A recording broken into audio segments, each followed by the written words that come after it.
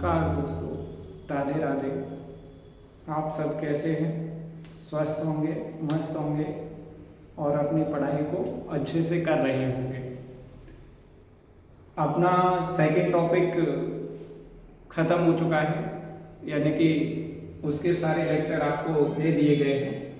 ठीक है, आज अपन शुरू करने जा रहे हैं चैप्टर नंबर 3, जिसका नाम है आपका आव्यूह।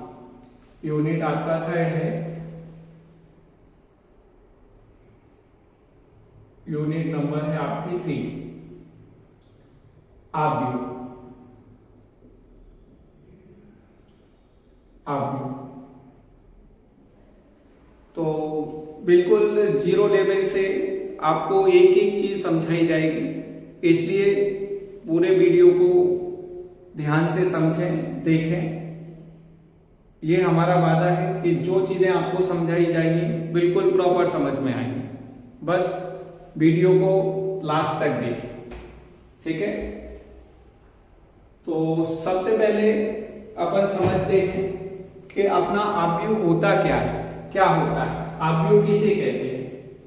तो सबसे पहले आव्यूह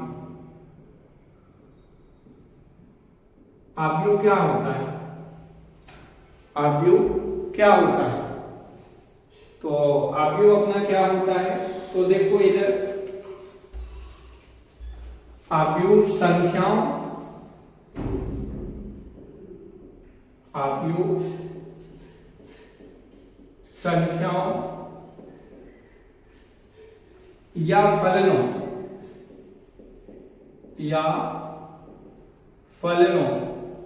का एक आयताकार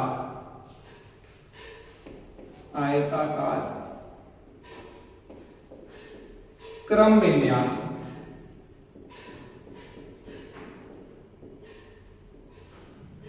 क्या है, आव्यूह जो है वो आपका संख्याओं या फलनों का क्या है, आयताकार क्रम विन्यास।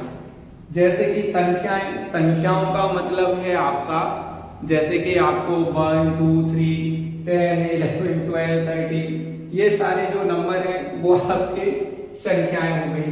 संख्याओं के अलावा फलन अब कोई भी हो सकता है आपका बहुपद के रूप में, जैसे x² + 1 x के रूप में, y के रूप में, a के रूप में, b के रूप में, या फिर कोई त्रिकोणमितीय फलन हो सकता है sin cos tan के रूप में। ठीक है, तो आव्यूह संख्याओं या फलनों का एक क्या है, आयताकार क्रम विन्यास है। ठीक है, यहां पर यानी इन संख्याओं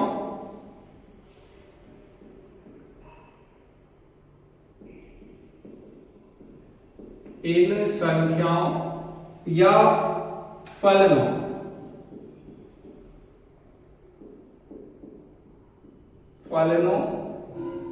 को आव्यूह के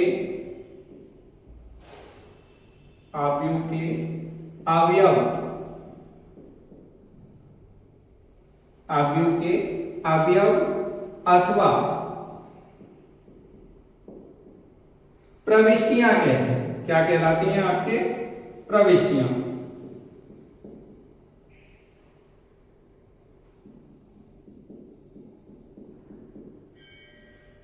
प्रविष्टियां कहते हैं।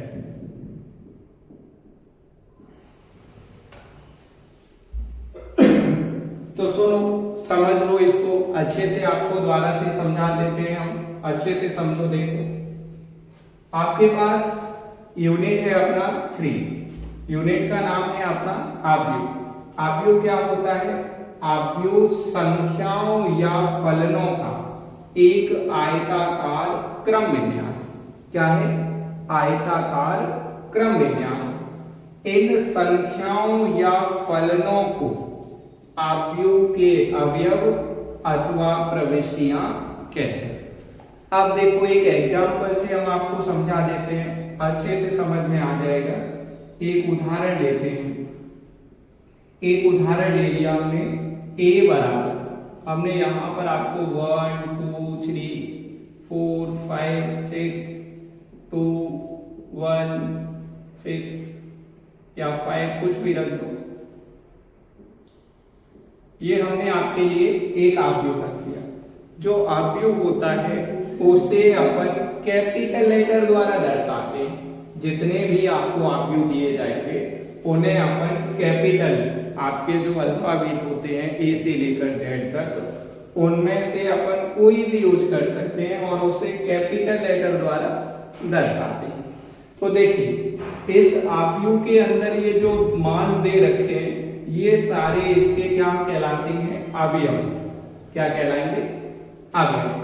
अथवा इन्हीं अवयवों को दूसरे शब्दों में कहें तो क्या कहते हैं? प्रविष्टियां। अवयव हो गए आपके और ये आपके प्रविष्टियां हो गई। ठीक है। अब यहां से अगर अपन बात करें तो ये आपके अंदर जितने भी मान दिए गए हैं वो सब या तो उन्हें अपन अवयव बोल सकते हैं या उनको अपन क्या बोल सकते हैं? प्रविष्टियां कह सकते हैं। ठीक है। अब यहां से क्वेश्चन बनते हैं जैसे कि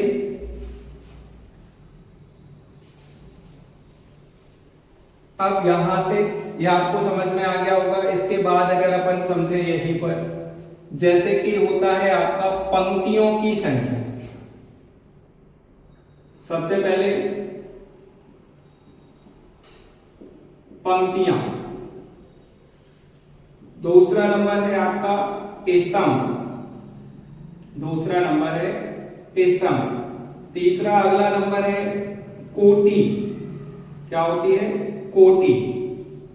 इसके बाद है आपके कुल अवयवों की संख्या, कुल अवयवों की संख्या, कुल अवयवों की संख्या। तो सुनो इधर ध्यान से समझ लो अच्छे से। ये आपकी जो क्षैतिज लाइनें होती है, ये जो आपकी क्षैतिज लाइनें होती हैं इन्हें बोलते हैं अपन पंक्ति। ये आपकी क्या है? पंक्ति। ये भी आपकी क्या है? पंक्ति। और ये भी आपकी क्या है? पंक्ति। यानी कि जो क्षैतिज लाइनें होती हैं उन्हें अपन क्या बोलते हैं? पंक्ति। पंक्ति को इंग्लिश में बोला जाता है रो। क्या बोलते हैं? रो। और इंग्लिश में रो बोला जाता है और रो का पहला वर्ड होता है आपका आर। तो इसलिए अपन जो पहली पंक्ति होती है उसे अपन R1 लिख सकते हैं, दूसरी पंक्ति को अपन R2 लिख सकते हैं और तीसरी पंक्ति को अपन R3 लिख सकते हैं। इसका मतलब क्या हुआ? जो क्षैतिज लाइनें होती हैं, जो आपकी इस तरीके से जो क्षैतिज लाइनें होती हैं वो आपकी क्या कहलाती हैं? पंक्तियां कहलाती हैं। तो ये जो आपके पास उदाहरण है इसमें कितनी पंक्तियां हैं? 1, 2 और 3। कितनी है? और भी हो सकते हैं। आव्यूह में अपन काफी सारी पंक्तियां ले सकते हैं। आपको इसका जनरल तरीका यानी कि जो आपका मानक रूप है वो भी लिखेंगे अपन। तो ये तो हो गई आपकी क्षैतिज लाइनें जो होती हैं आपकी वो पंक्तियां हो गई। अगर यही हम इसको थोड़ा सा दोबारा से बना दें समझने के लिए, 1 2 3 4 5 6 2 1 3। अब ये जो क्षैतिज के बाद जो ऊर्ध्वाधर लाइन होती है, ये खड़ी लाइन है मान लो या ऊर्ध्वाधर बोलते हैं इनको अपन। जो ऊर्ध्वाधर लाइन होती है इन लाइनों को बोलते हैं अपन कॉलम यानी कि स्तंभ। स्तंभ ये सारे क्या है? स्तंभ है। स्तंभ ये भी क्या है? स्तंभ। तो जो आपके स्तंभ हैं उनको अपन इंग्लिश में बोलते हैं कॉलम। क्या बोलते हैं? कॉलम। तो कॉलम का पहला वर्ड होता है आपका सी। क्या होता है? सी। तो इसको अपन C1 बोल सकते हैं, इसको C2 कह सकते हैं और इसको C3 बोल सकते हैं। तो इस तरीके से जो क्षैतिज लाइनें होती हैं आपकी, जो क्षैतिज लाइनें हैं उनको बोलते हैं अपन पंक्ति। क्या बोलते हैं? पंक्ति। ये फर्स्ट हो गई, ये सेकंड हो गई और ये थर्ड हो गई। और जो खड़ी लाइनें होती हैं, ऊर्ध्वाधर लाइन होती है, उन्हें अपन क्या बोलते हैं? स्तंभ। स्तंभ को इंग्लिश में बोलते हैं अपन कॉलम। तो कॉलम का पहला वर्ड होता है सी, तो C1 यानी पहला स्तंभ हो गया, C2 यानी कि दूसरा स्तंभ हो गया, और C3 यानी कि तीसरा स्तंभ हो गया। ठीक है, अब इसकी बात करें तो ये आपको समझ में आ गया होगा। इसके बाद अगर अपन बात करें इनका मानक रूप, आव्यूह का जो मानक फॉर्मेट होता है वो क्या होता है? तो देखो इधर आव्यूह का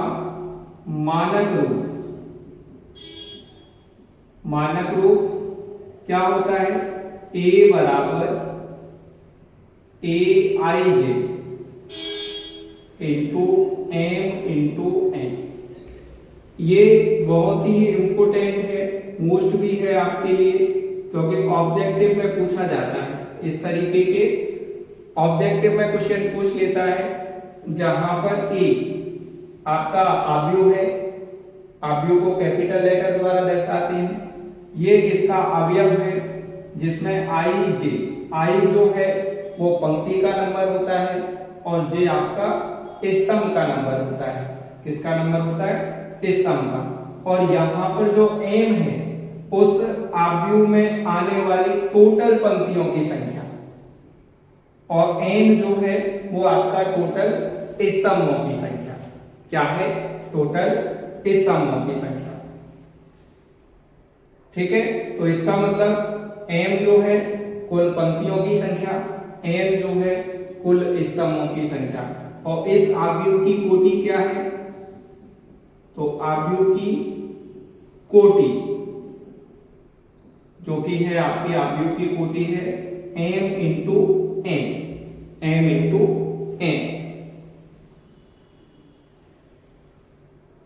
ठीक है, तो आप चाहो तो इसको स्क्रीनशॉट ले सकते हो। इससे आगे चलते हैं अपन।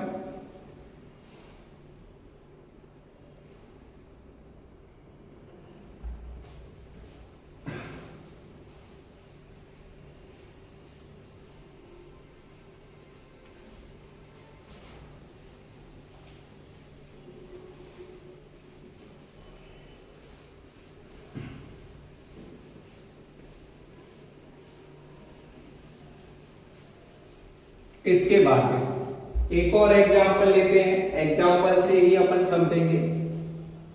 एक उदाहरण ले लिया हमने, a बराबर 1 2 3 4 5 6 7 8 9 2 3 2 1 5 6, ये हमने एक एग्जाम्पल लिया। अब यहां से हमने आपके लिए क्वेश्चन बनाए। पहला क्वेश्चन बनाया आपके लिए। क्वेश्चन है आपका पंक्तियों की संख्या, पंक्तियों की संख्या। तो देखो इधर ध्यान से समझना। अभी हमने क्या बताया? जो क्षैतिज लाइनें होती हैं, कैसी लाइनें होती हैं? क्षैतिज लाइनें, 1 2 और 3, ये आपकी कैसी लाइन है? क्षैतिज लाइन है। तो ये आपकी क्या कहलाएंगी? पंक्ति। क्या कहलाएंगी? पंक्ति। पंक्ति पंक्ति। पहली वाली है R1, दूसरी है R2 और तीसरी है R3। यानी जो क्षैतिज लाइनें हैं वो आपकी काय की संख्या है? पंक्तियों की संख्या। तो काउंट कर लो, 1 2 3, यानी पंक्तियों की संख्या कितनी है आपके पास? 3। पंक्तियों की संख्या कितनी हो गई? 3। दूसरा क्वेश्चन हमने लिखा स्तंभों की संख्या। स्तंभों की संख्या, स्तंभों की संख्या। तो अभी हमने क्या बताया? जो खड़ी लाइनें होती हैं, ऊर्ध्वाधर लाइन होती है, ये 1 2 3 4 और 5, ये जो लाइनें हैं आपकी, इनको बोलते हैं अपन स्तंभ। क्या बोलते हैं? स्तंभ। स्तंभ को इंग्लिश में कॉलम बोलते हैं। तो ये आपका C1, ये आपका C2, C3, C4 और C5। इसका मतलब कितने स्तंभ हुए? 1 2 3 4 5। तो स्तंभों की संख्या कितनी हो गई आपकी? 5 हो गई। इसके बाद अगली कंडीशन होती है आव्यूह की कोटि। आव्यूह की कोटि। तो आव्यूह की कोटि क्या होती है? तो आव्यूह की कोटि के लिए सिंपल सा तरीका है। सबसे पहले अपन देखते हैं पंक्तियों की संख्या। तो इसमें आपने देखा पंक्तियों की संख्या कितनी है? कितनी है पंक्तियां?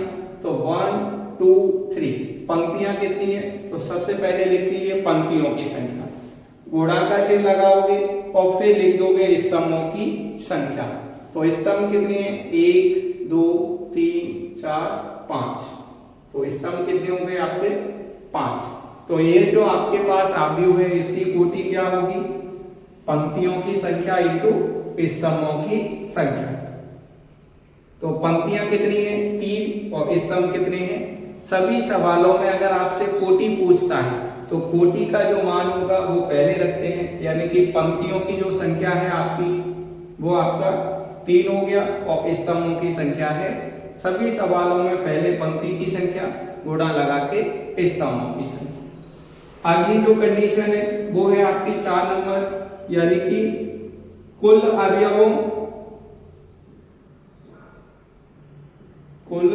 अवयवों या प्रविष्टियों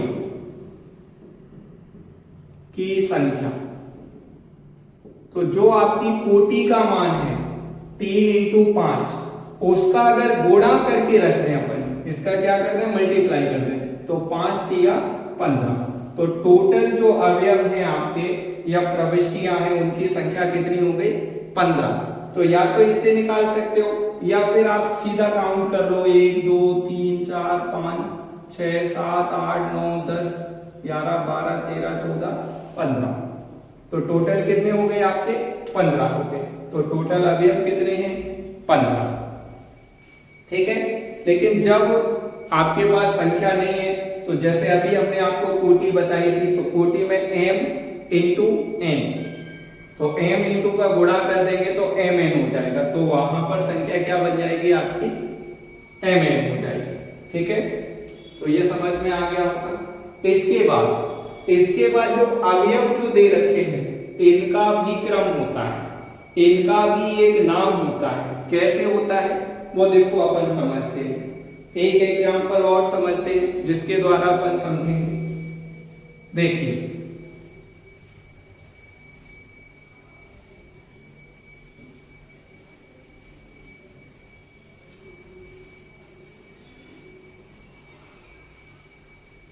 एक एग्जांपल और लेते हैं अपन। तो एग्जांपल है आपका, जैसे कि हमने लिख दिया a बराबर a